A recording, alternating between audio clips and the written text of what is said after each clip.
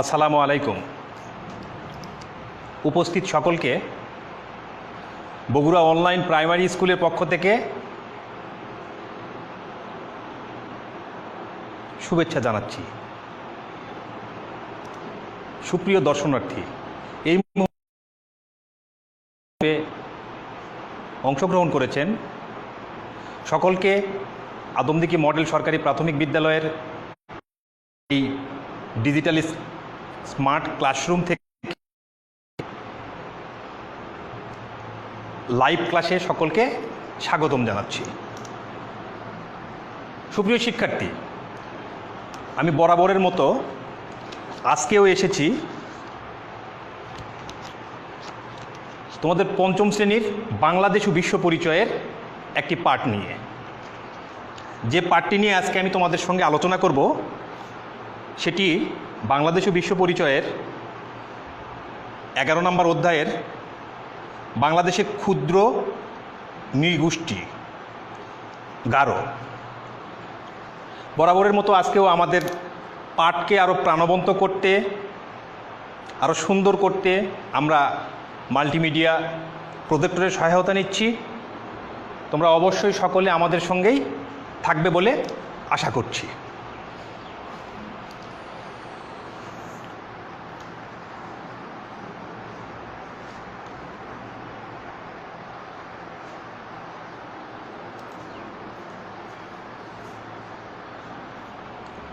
আজকের পাঠ পরিচিতি, শ্রেণী পঞ্চম, বাংলাদেশ ও বিশ্ব পরিচয়, বাংলাদেশের ক্ষুদ্র নৃগোষ্ঠী গারো।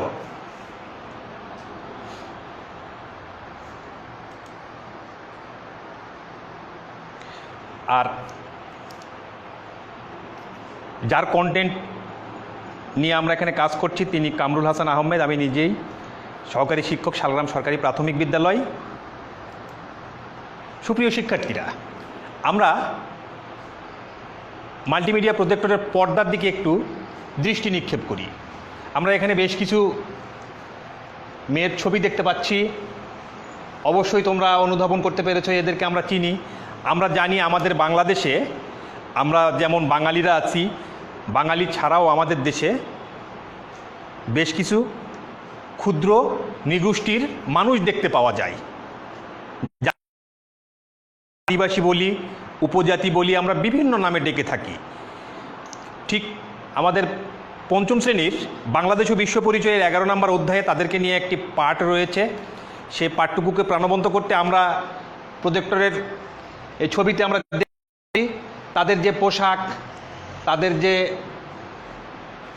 চেহারা, এগুলো আসলে একই ধরনের এবং আমরা যারা বাঙালি আমাদের চাইতে অনেক অন্য দিক থেকে তারা একটু ভিন্ন, একটু পৃথক ধরনের। সুপ্রিয় শিক্ষার্থীরা, আমাদের এই বাংলাদেশ 1,47,570 বর্গ কিলোমিটারের মধ্যে আমাদের এই দেশে ক্ষুদ্র নৃগোষ্ঠীর অনেকেই বসবাস করে এবং বাংলাদেশের বিভিন্ন জেলাগুলোতেই তারা বসবাস করে। শুধু যে বাংলাদেশের নির্দিষ্ট পার্বত্য চট্টগ্রামে তারা বসবাস করে না, সারা বাংলাদেশেই তারা বিভিন্ন জেলাতে, বিভিন্ন জনপদে তারা একসাথে বসবাস করে। আমরা কিছু দেখতে পাচ্ছি, আমাদের এখানে গারো আছে, মারমা আছে, ত্রিপুরা আছে, রাখাইন আছে, এই রকমের বহু উপজাতি আছে। তাহলে আমরা একটু দেখতে পাচ্ছি যে বাংলাদেশের বিভিন্ন অঞ্চলে উপজাতিরা বিভিন্নভাবে বসবাস করে, তাদের পোশাক ভিন্ন। সুপ্রিয় শিক্ষার্থীরা, আমরা একটু পর্দার দিকে একটু ভালো করে দেখলে আমরা দেখতে পাবো। এখন আমাদের প্রশ্ন হলো যে এই ক্ষুদ্র নৃগোষ্ঠীর লোকগুলো আমাদের দেশে কিভাবে বসবাস শুরু করেছিল। রাতারাতি একদিনেই তো তারা বসবাস স্থাপন করেনি।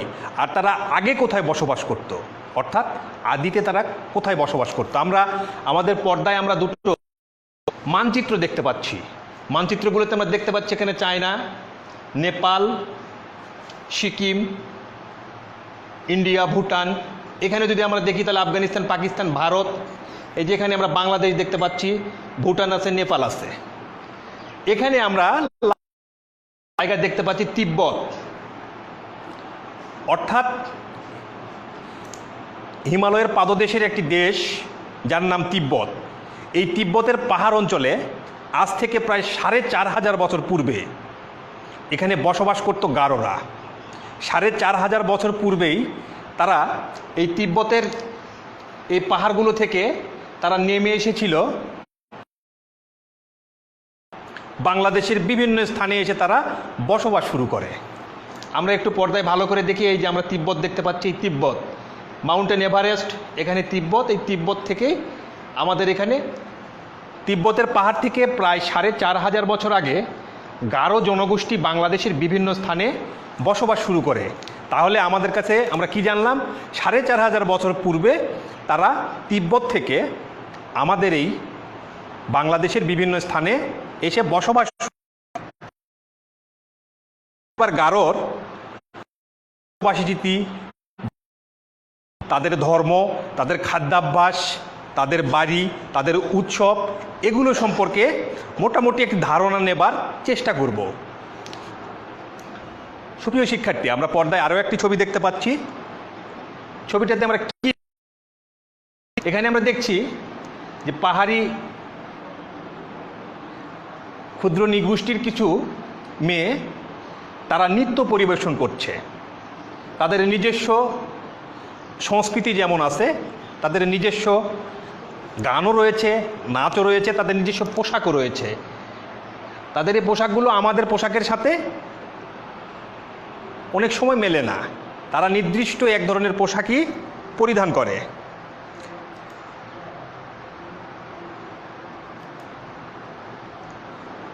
আমরা পর্দায় দেখতে পাচ্ছি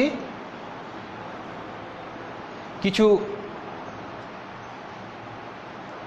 ছোট বাচ্চা আছে এখানে, এখানে কিছু মহিলারা আছে। এটা সবাই ক্ষুদ্র নৃগোষ্ঠী গারো।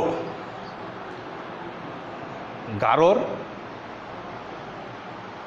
নামক ক্ষুদ্র নৃগোষ্ঠীর সদস্য তারা। এই যে তারা বিভিন্ন অনুষ্ঠানে এভাবে মহিষের শিং বা বিভিন্ন প্রাণীর শিং দিয়ে তারা বাঁশি বানায়, যেটাকে তারা বলে সিঙ্গা। আবার এখানে আমরা দেখতে পাচ্ছি বাঁশের খোল দিয়েও তারা বাঁশি বানিয়েছে। অর্থাৎ তারা তাদের বিভিন্ন উৎসবে যে বিভিন্ন ধরনের বাদ্যযন্ত্র ব্যবহার করে তা তারা নিজেরাই তৈরি করে। সুপ্রিয় শিক্ষার্থী, তাহলে আমরা গারো সম্পর্কে আমরা এবার জানব। আর এই আজকের এই শ্রেণী পাঠদান শেষে আমরা যে যে বিষয় সম্পর্কে বিশদভাবে আমরা জানতে পারবো, জাতি, শ্রেণী, ধর্ম, বর্ণ, গোষ্ঠী নির্বিশেষে সবাইকে সমান মর্যাদা দেবে ও মিলেমিশে চলবে, গারোদের সংস্কৃতি বর্ণনা করতে পারবে। এটা আজকের আমরা পাঠ শেষে আমরা সকলেই অবলোকন করতে পারবো।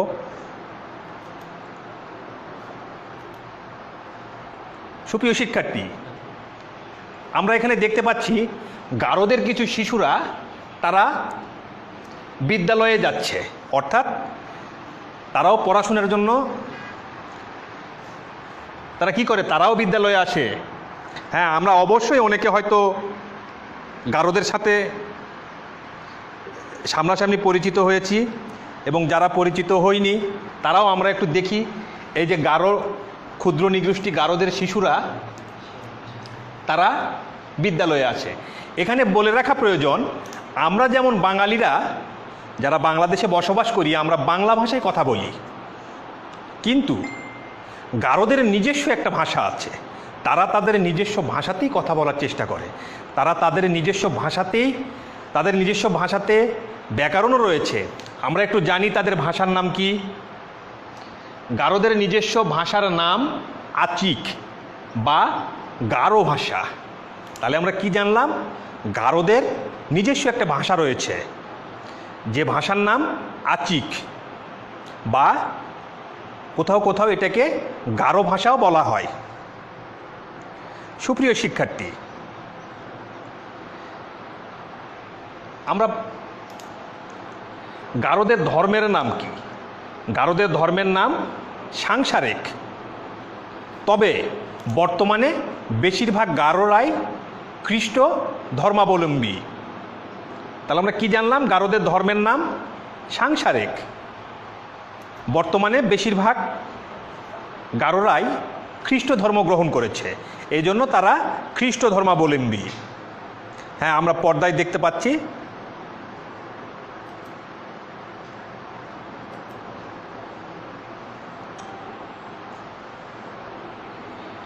সুপ্রিয় শিক্ষার্থী, আমাদের সামনে আরও দুটো ছবি এসেছে, আমরা একটু দেখে নিই। এটা গারোদের এক মা তার সন্তানকে পিঠে বেঁধে নিয়েছে, এবং এই বেঁধে নেওয়ার পদ্ধতিটাও কিন্তু আমাদের কাছে অত সহজ নয়। তবে তারা অনায়াসে এভাবে সন্তানকে পিঠে নিয়েই তারা সব ধরনের কাজ করতে পারে এবং সব ধরনের কাজ করে থাকে তারা। এখানেও দেখতে পাচ্ছি আর এক মা তার সন্তানকে বুকের সাথে নিয়েছে। এখানে বলে রাখা প্রয়োজন যে গারোরা কিন্তু মাতৃতান্ত্রিক পরিবারে বসবাস করে, অর্থাৎ গারোদের যে সমাজ ব্যবস্থা, সেই সমাজ ব্যবস্থায় মাই প্রধান, অর্থাৎ মায়েরাই সম্পত্তির অধিকারী হয়, এবং গারোদের যে সন্তান হয় তারা সাধারণত মায়ের পরিচয়ে পরিচিত হয়। মায়ের গোত্র অনুযায়ী তারা গোত্র লাভ করে, মায়ের বর্ণ অনুযায়ী তারা বর্ণ লাভ করে। তাহলে আমরা কি জানলাম, যে গারোরা মাতৃতান্ত্রিক পরিবার।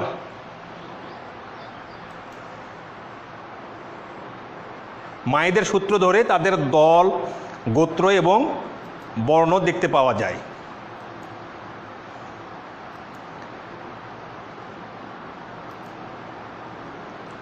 সুপ্রিয় শিক্ষার্থী, এখানে আমরা কিছু আরও ছবি দেখতে পাচ্ছি। গারোরা বাজারে, এটা একটা গারোদের বাজার। এখানে বাজারে দেখতে পাচ্ছি শাক সবজি, অনেক শিশু বাচ্চারাও এখানে আছে বাজারে। আসলে সবাই এসে গারোরা এরকম বাজারেই বাজার করে থাকে। এখানে আমরা দেখতে পাচ্ছি একজন বয়স্ক গারো নারী, সে জুম চাষ করছে, ফসল ফলাচ্ছে। অর্থাৎ গারো নারী যারা আছে তারা যেমন বাজারে শাকসবজি বিক্রি করে, তেমনিভাবে তারা কিন্তু মাঠেও কাজ করতে পারে। তারা ফসলেও চাষ, তারা নিজেদের ফসল নিজেরাই উৎপাদন করতে পারে। তাহলে আমরা একটু দেখে নিই যে আসলে আমরা তো যেমন আমরা ভাত মাছ মাংস খেয়ে বাঙালিরা যেভাবে বাঁচি, বাংলাদেশের মানুষ বাঁচি, গারোরা কি খায়, অর্থাৎ তাদের খাদ্য সম্পর্কে আমরা একটু জানব। তার আগে আমরা একটু পর্দার দিকে দেখি। গারোদের প্রধান খাদ্য মাছ, মাংস ও শাকসবজি। তাদের ঐতিহ্যবাহী একটি খাবার বাঁশের কোড়াল দিয়ে তৈরি করা হয়, যা খেতে খুব সুস্বাদু। তাহলে আমরা কি জানলাম, গারোদের আমাদের মতো করে গারোরাও ভাত মাছ মাংস ও শাকসবজি পছন্দ করে। তবে তাদের কি বেশ কিছু ঐতিহ্যবাহী খাবার রয়েছে। ঐতিহ্যবাহী খাবার কি, যে খাবারটা বছরের পর বছর, হাজার বছর পরেও আজও পরিবর্তন হয়নি। কালের বিবর্তনে বিভিন্ন অনুষ্ঠানে অথবা বিভিন্ন উৎসবে তারা এই ধরনের খাবার তৈরি করে থাকে। যেমন আমরাও জানি, আমরা যারা বাংলাদেশি অথবা বাঙালি, আমরা যারা সমতলে বসবাস করি, আমরা বিভিন্ন শীতের সময় বিভিন্ন বাড়িতে, আমাদের দাদার বাড়ি অথবা নানার বাড়ি, বিভিন্ন আত্মীয় স্বজনের বাড়িতে গেলে আমরা পিঠা খাই। পিঠা পার্বণের শীতের সময় আমাদের দেশে পিঠার একটা ধুম পড়ে যায়। ঠিক একইভাবে গারোদেরও যখন বিভিন্ন অনুষ্ঠান হয় তখন তাদের মধ্যেও এরকম কিছু আমরা ঐতিহ্যবাহী খাবার দেখতে পাই, যার মধ্যে একটা হলো বাঁশের কোড়াল দিয়ে তৈরি একটি খাবার। একটু আমরা দেখে নিই সেটা কেমন। এই যে আমরা এখানে দেখতে পাচ্ছি পর্দা বাঁশ, অর্থাৎ বাঁশের যে কোড়াল, বাঁশের কচি বাঁশ যেগুলো হয়, এই কচি বাঁশের মধ্যে তারা ভাত অথবা মাংস তারা সেখানে প্রবেশ করায়। করানোর পরে এই বাঁশের এক পাশে তারা বন্ধ করে দেয়। বন্ধ করে দেওয়ার পরে এটাকে তারা বাঁশ সহকারে আগুনের উপর দিয়ে দেয়, সেটা চুলোতে হতে পারে, অন্য কোথাও হতে পারে, দিয়ে তারা জাল দেয়। বাহিরের দিকে বাঁশ পুড়ে যায়। বাঁশ পোড়া শেষ হয়ে গেলে পরবর্তীতে তারা বাঁশ কেটে বাঁশের ভিতরে যে খাবারটুকু আছে সেই খাবারটুকু তারা বের করে পরিবেশন করে, যেটা অবশ্যই স্বাস্থ্যসম্মত। কারণ বাঁশের ভিতরে যখন খাবারটা তৈরি হয়, খাবারটা যখন ভিতরে সিদ্ধ হয়, তখন সেখানে কোনো প্রকারে কোনো বাতাস প্রবেশ করতে পারে না। এই কারণে খাবারের স্বাদটুকু কিন্তু বাইরে আসে না। এটাই হলো গারোদের একটি ঐতিহ্যবাহী খাবার। এই যে আমরা এখানে দেখতে পাচ্ছি বাঁশগুলো পুড়ে গেছে, অর্থাৎ এখানে, আর এখান থেকে বের করা খাবার আমরা এই এখানে দেখতে পাচ্ছি। আর বাকি সব আমাদের মতো শাকসবজি, তারা আমাদের মতো মরিচ পেঁয়াজ সব কিছুই তারা ব্যবহার করে, অর্থাৎ খাদ্যাভ্যাসের দিকে আমাদের সাথে অনেকখানি মিল আছে তাদের। তবে কিছু কিছু তাদের ভিতরেও ভিন্নতা লক্ষ্য করা যায়। সুপ্রিয় শিক্ষার্থীরা, এবার আমরা একটু জানব গারোদের বাসস্থান কেমন হয়, তারা কেমন ঘরে বসবাস করে। গারো জনগোষ্ঠীর আগে নদীর তীরে তারা বসবাস করত। নদীর তীরে তারা বাড়ি তৈরি করত এবং সে বাড়িকে বলা হতো নকমান্দি।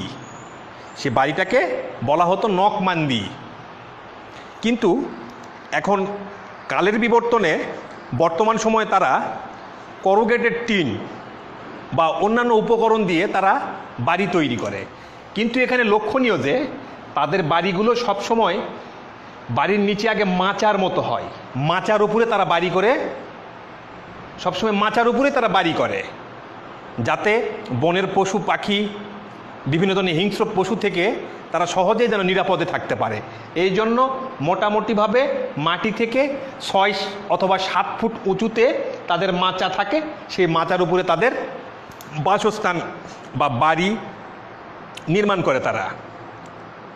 তাহলে আমরা দেখতে পাচ্ছি গারো জনগোষ্ঠীর কিছু বাড়ির ছবি। সুপ্রিয় শিক্ষার্থীরা, আমরা আরও কিছু গারো জনগোষ্ঠীর বাড়ির ছবি আমরা দেখতে পাচ্ছি। এই যে মোটামুটি আমরা এখানে একটু দেখলে আমরা বুঝতে পারবো যে কত উঁচুতে, একতলা উপর থেকে তারা দোতলায় বসবাস করে। এই যে এখানে প্রায় 10 ফুটের উপরে তারা বসবাস করে। এটা তারা আদি থেকে এখনো পর্যন্ত এই কাজগুলো তারা এই একই ঘরে বসবাস করে। তাদের বসবাস রীতি, তাদের বাড়ি তৈরির রীতি এখনো পর্যন্ত একই রয়েছে। সুপ্রিয় শিক্ষার্থী, আমরা এবার গারোদের পোশাক সম্পর্কে একটু আমরা দেখি। এখানে দেখতে পাচ্ছি মেয়েরা তারা লাসা বা শাড়ির মতো নিচের দিকে পরে আছে, ছেলেরা ধুতি পরেছে, কেউ শার্ট পরেছে, কেউ প্যান্ট পরেছে, বিভিন্ন ধরনের পোশাক পরে। তাহলে গারোদের নারীদের যে পোশাকগুলো পাওয়া যায়, গারোদের নারীদের যে পোশাকগুলো পাওয়া যায় সেই পোশাকগুলোর নাম আমরা এবার জানবো। গারো নারীদের ঐতিহ্যবাহী পোশাকের নাম হলো দগবান্দা। আমরা একটু দেখে নিই। গারো নারীদের ঐতিহ্যবাহী পোশাক হচ্ছে দগবান্দা ও দগ শাড়ি। তাহলে আমরা কি পেলাম?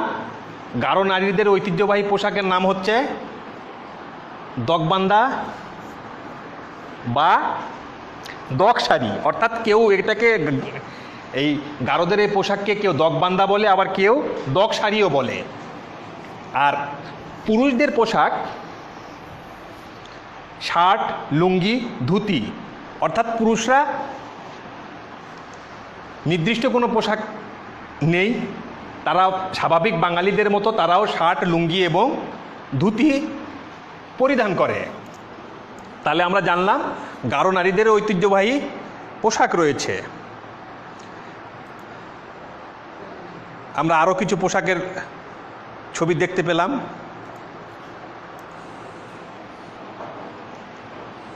এই যে ঐতিহ্যবাহী আমরা পোশাকগুলো দেখতে পাচ্ছি, এগুলোকে গারোদের পোশাকের নাম দগ শাড়ি বা দগ বান্দা।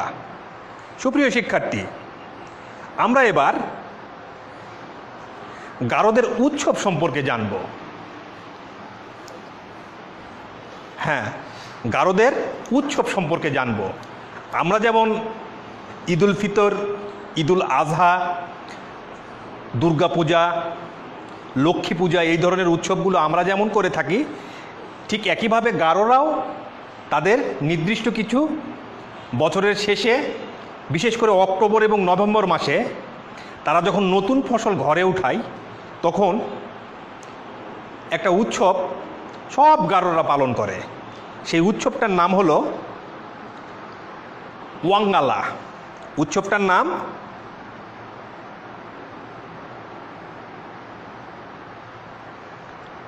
এই যে আমরা এখানে দেখতে পাচ্ছি ওয়াঙ্গালা। এভাবে তারা নাচ গান করে। আর বিশেষ করে ওয়াঙ্গালা অর্থ হচ্ছে, আমরা একটু ছবির দিকে দেখি। হ্যাঁ সুপ্রিয় শিক্ষার্থী, আমাদের পর্দায় একটু লেখা এসেছে, আমরা সবাই একটু পড়ার চেষ্টা করি, আমরা একটু পড়ি।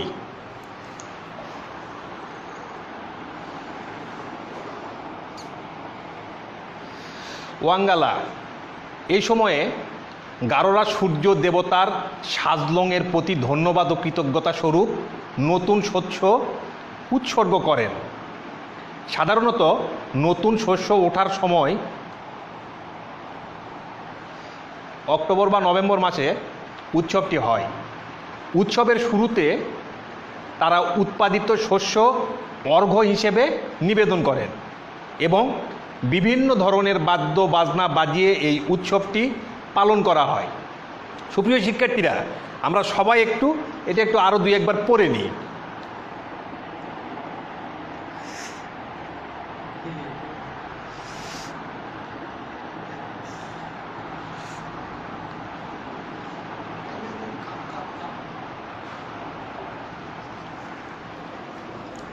তাহলে আমরা নিশ্চয়ই এতক্ষণে পড়ে নিয়েছি। তাহলে আমরা কি জানলাম? গারোদের একটি ঐতিহ্যবাহী অনুষ্ঠানের নাম হলো ওয়াঙ্গালা। ওয়াঙ্গালাটা কি হয়? যখন নতুন ফসল ঘরে তোলে, তখন তারা তাদের সাজলং দেবতা বা সূর্য দেবতার উদ্দেশ্যে তাদের নতুন শস্য তারা উৎসর্গ করে। আর এই নতুন শস্য উৎসর্গ করাকে কেন্দ্র করে তারা বিভিন্ন ধরনের নাচ গান, ঐতিহ্যবাহী বিভিন্ন ধরনের কর্মকাণ্ড করে থাকে, যা আমরা পর্দায় আগেই দেখেছি, আবারও আমরা দেখব। এই যে ওয়াঙ্গালা অনুষ্ঠান, ওয়াঙ্গালা উৎসব পালনের সময় গারো আদিবাসীরা নকশি গ্রামে উৎসব চলছে, এই যে খোল নিয়ে আসে, তারা নিজস্ব বাদ্যযন্ত্র দিয়ে তারা বিভিন্ন ধরনের অনুষ্ঠান করছে। এখানে মাঠের মধ্যে সবাই দাঁড়িয়ে আছে, বিভিন্ন ধরনের কসরত প্রদর্শন, তাদের নিজস্ব যে নৃত্য গান রয়েছে সেগুলো প্রদর্শন করে ওয়াঙ্গালা অনুষ্ঠানে। তাহলে এবার আমরা আমাদের পাঠ্য বইয়ের 82 নম্বর পাতাটা, 82 নম্বর পৃষ্ঠায় বাংলাদেশের ক্ষুদ্র নৃগোষ্ঠী গারো, এটার উপরে তোমরা একটু পড়ে নেবে অবশ্যই।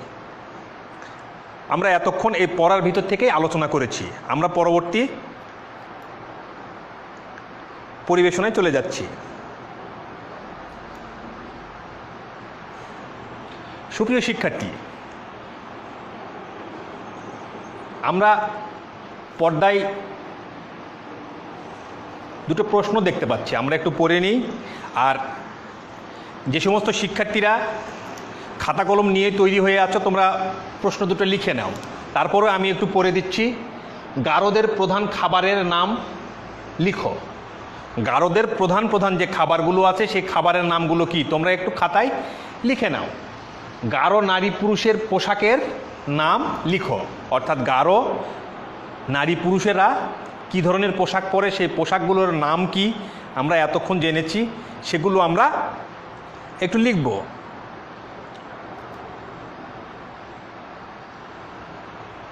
সুপ্রিয় শিক্ষার্থী, তোমরা যারা এই লাইভ ক্লাসে আমার সঙ্গে সরাসরি যুক্ত রয়েছ তাদেরকে বলছি, তোমাদের বাড়ির কাজ হিসেবে গারোদের সমাজ ব্যবস্থা সম্পর্কে 5টি বাক্য অবশ্যই লিখবে এবং সেটা মেসেঞ্জারে হোক বা অন্য যেভাবেই হোক আমাদের এখানেও সরাসরি তোমরা দিতে পারো, আমাদেরকে দেখাবে, অথবা তোমাদের যে শিক্ষকগুলো তোমাদের বাড়িতে গিয়ে শ্রেণী কার্যক্রম পরিচালনা করছে বা তোমাদের খোঁজখবর করছে সেই শিক্ষকদের অবশ্যই এই প্রশ্নের উত্তরটা দেখাবে।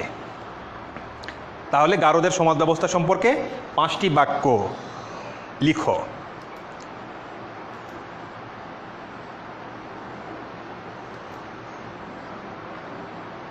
আমরা আরও কিছু প্রশ্ন দেখতে পাচ্ছি, এই প্রশ্নগুলো একটু আমরা পড়ি। গারোদের ভাষার নাম কি? গারোদের ভাষার নাম কি? গারো নারীদের পোশাকের নাম কি? গারোদের আদি ধর্মের নাম কি? আমরা এটা এতক্ষণ আলোচনার মধ্যেই আমরা কয়েকবার এসেছে, তারপরেও আবার আমি উত্তরটা বলে দিচ্ছি। গারোদের ভাষার নাম হলো আচিক বা গারো ভাষা। গারো নারীদের পোশাকের নাম দক শাড়ি বা দক বান্দা। তাহলে গারো নারীদের পোশাকের নাম দক শাড়ি বা দক বান্দা। গারোদের আদি ধর্মের নাম কি? আমরা আগেই দেখেছি গারোদের আদি ধর্মের নাম সাংসারিক। তাহলে গারোদের আদি ধর্মের নাম কি? সাংসারিক। সুপ্রিয় শিক্ষার্থী, আমরা এতক্ষণ যে আলোচনাটুকু করলাম সে আলোচনায় আসলে আমরা কি জানলাম, যে আমরা একটু তার নিজে একটু মিলে নেওয়ার চেষ্টা করি যে আমরা আসলে এ পর্যন্ত আমরা কি শিখলাম। তাহলে বাংলাদেশে বেশ কিছু ক্ষুদ্র জনগোষ্ঠীর লোকজন বসবাস করে। তাদের মধ্যে একটি ক্ষুদ্র নৃগোষ্ঠীর নাম গারো, যারা 4500 বছর পূর্বে তিব্বতের পাহাড় থেকে আমাদের বাংলাদেশে এসে বিভিন্ন স্থানে, বাংলাদেশের বিভিন্ন জেলাতে বিভিন্ন স্থানে বসবাস শুরু করে। তাদের আদি ধর্মের নাম সাংসারিক। তাদের ভাষা, তাদের নিজস্ব একটি ভাষা আছে গারোদের, সে ভাষার নাম আচিক বা গারো ভাষা। সমাজ ব্যবস্থায় গারো সমাজ মাতৃতান্ত্রিক, অর্থাৎ মায়ের পরিচয়ে তারা পরিচিত হয়। আর শুধু তাই নয়, নারী পরিবারের প্রধান এবং সম্পত্তির অধিকারী। মাতার সূত্রে তারা দল, গোত্র ও বংশ গড়ে তোলে। খাদ্য, তারা সাধারণত ভাত, মাছ, মাংস, শাকসবজি খায়। এছাড়াও তাদের ঐতিহ্যবাহী কিছু খাবার রয়েছে, যেমন বাঁশের কোরাল সহ আরও অনেক।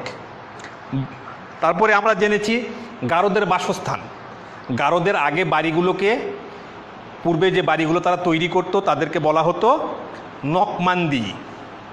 তবে বর্তমানে তারা করুগেটেড টিন বা অন্যান্য উপকরণ, বাঁশ, কাঠ দিয়ে তারা বাড়ি তৈরি করে। এই বাড়িগুলো সাধারণত মাটি থেকে 10 ফুট উঁচুতে বা 10 ফুটের অনেক সময় বেশি হয়, তার কমেও আছে 6 ফুট বা 5 ফুট উপরে মাচা, আর এই মাচার উপরেই তারা বাড়ির মূল কাঠামোটুকু তৈরি করে। পোশাক, গারো নারীরা যে পোশাকগুলো পরে সেগুলোর নাম দক শাড়ি বা দক বান্দা। আর পুরুষেরা, গারো পুরুষরা শার্ট, লুঙ্গি বা ধুতি ব্যবহার করে। উৎসব, গারোদের নিজস্ব কিছু উৎসব রয়েছে, তার মধ্যে একটা উৎসবের নাম ওয়াংলারা। ওয়াংলারাটা হলো সূর্য দেবতার উদ্দেশ্যে, সূর্য দেবতাকে তারা সাজলং নামে ডাকে।